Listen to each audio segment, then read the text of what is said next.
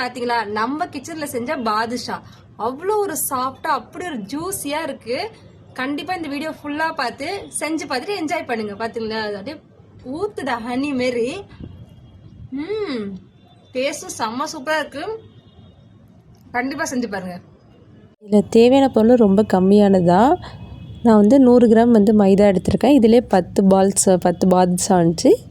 நெய் 2 ஸ்பூன்ஸ் எடுத்திருக்கோம். கொஞ்சமாக சோடாப்பு, அப்புறம் 2 ஸ்பூன் தயிர்.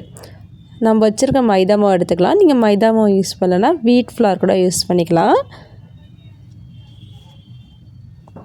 நல்ல மைதா மாவு சேர்த்துட்டு அது கூட ஒரு பிஞ்சு சோடா உப்பு, அப்புறம் சால்ட்டு. இப்போ இதெல்லாம் ஒரு தடவை மிக்ஸ் பண்ணிக்கலாம் கட்டி இல்லாமல். இது கூட கீ ஆட் பண்ணிக்கலாம், இல்லைன்னா நீங்கள் பட்டர் கூட ஆட் பண்ணிக்கலாம். இங்கே கிளைமேட்டுக்கு உருகிடுது, நீங்கள் உருக்கி கூட சேர்த்துக்கலாம். அப்புறம் கர்டு.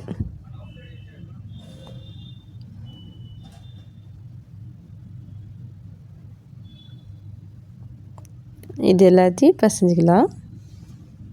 ரொம்ப அழுத்தி ப்ரெஸ் பண்ணணும் இல்லை, கொஞ்சம் கொஞ்சமாக தண்ணி ஊற்றி பசஞ்சிக்கலாம். நம்ம விரல்களை வச்சு தான் அழுத்தணுமே தவிர கையை போட்டு ரொம்ப அழுத்தக்கூடாது.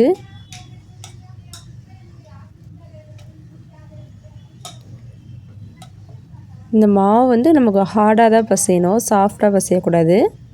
நல்லா கையை வச்சு உள்ளே அழுத்தி அழுத்தி பசைஞ்சிக்கலாம். அப்புறம் இந்த மாதிரி பிச்சு பிச்சுக்கலாம். அப்போ தான் பாதுஷா நல்லா மேலே உப்பி வரும். நான் பண்ணுற மாதிரியே பண்ணிவிடுங்க.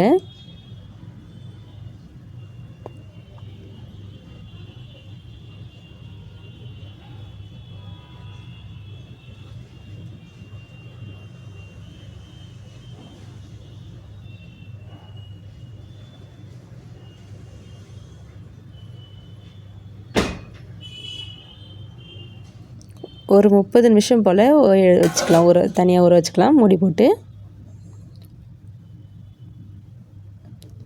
நானே குட்டி குட்டி பாலாக எடுத்தேன், அப்பயே பெருசாக வந்துச்சு நல்லா உப்பி. நீங்களும் குட்டியாகவே பட்டன் பாதுஷா மாதிரி எடுத்துக்கலாம்.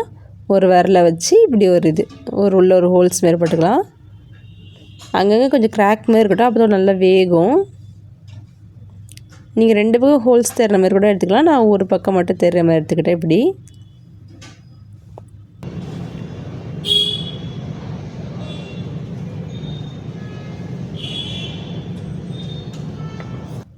இந்த மாதிரி எல்லாத்தையுமே போட்டு எடுத்துக்கிட்டேன்.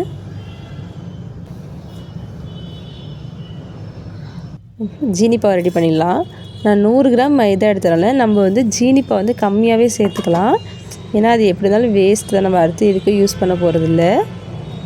நான் 100 கிராம் மைதாவுக்கு வெறும் 100 கிராமே ஜீனி எடுத்துக்கிட்டேன்.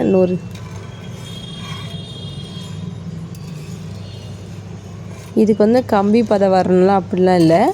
அதுக்கு முன்னாடி நல்லா ஒரு விளக்கெண்ணெய் பதம்னு சொல்லுவாங்க, நல்லா பிசு பிசுன்னு வரணும். அந்த மாதிரி இருந்தாலே போதும். அடுத்து நம்ம வச்சுருக்க பாதுஷா வச்சு அது பொரிச்சு எடுத்துக்கலாம். நம்ம அடுப்பை லோ ஃப்ளேம்லேயே தான் வச்சு எண்ணெயும் காய்ச்சணும். எடுத்து முடிக்கிறதே லோ டு ஹை போகவே கூடாது, லோ டு மீடியம் வரையும் தான்.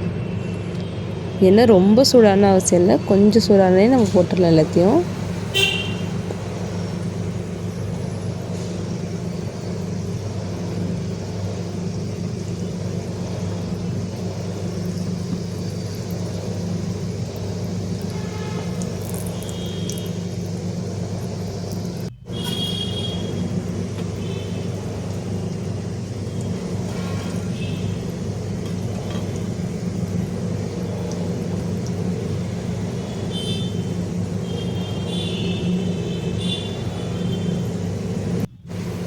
அப்புறம் ஒரு பக்கம் திருப்பி போட்டுக்கலாம்.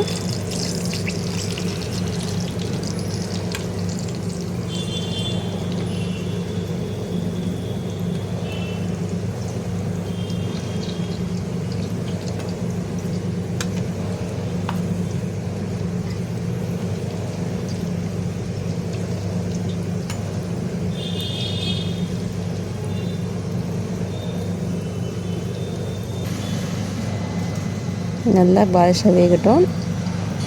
கருகிடாமல் நல்லா ப்ரௌனிஷ் கலரில் வர வரையும் வேக வச்சுக்கலாம். பாருங்கள் எப்படி எழும்பி வருது பாருங்களேன் மேலே.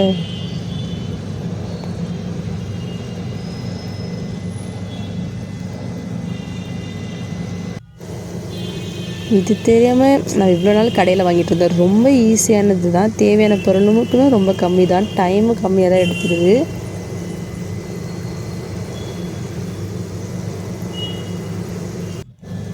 அவ்வளோ ரெடி ஆகிடுச்சு. இதுதான் நம்ம கரெக்டான பதம்.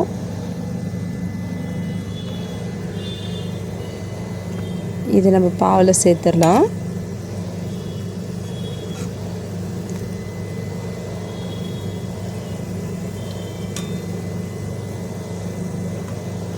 செய்யும் போதே அந்த பாதுஷா வாசனை வருது அப்படியே. கண்டிப்பாக செஞ்சு பார்த்துங்க. எப்படி இருந்துன்னு சொல்லிட்டு கமெண்ட்டில் சொல்லுங்கள்.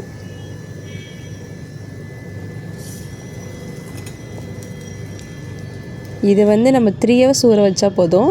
சில பேர் 8 hours கூட ஊற வைப்பாங்க. ஆனால் 3 hours போதுமானது.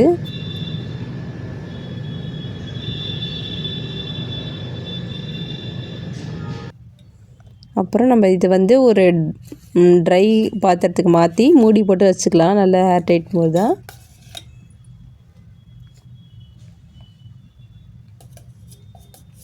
இதுக்கு மேலே நம்ம தேவையான நட்ஸ் சேர்த்து ஆட் பண்ணிக்கலாம்.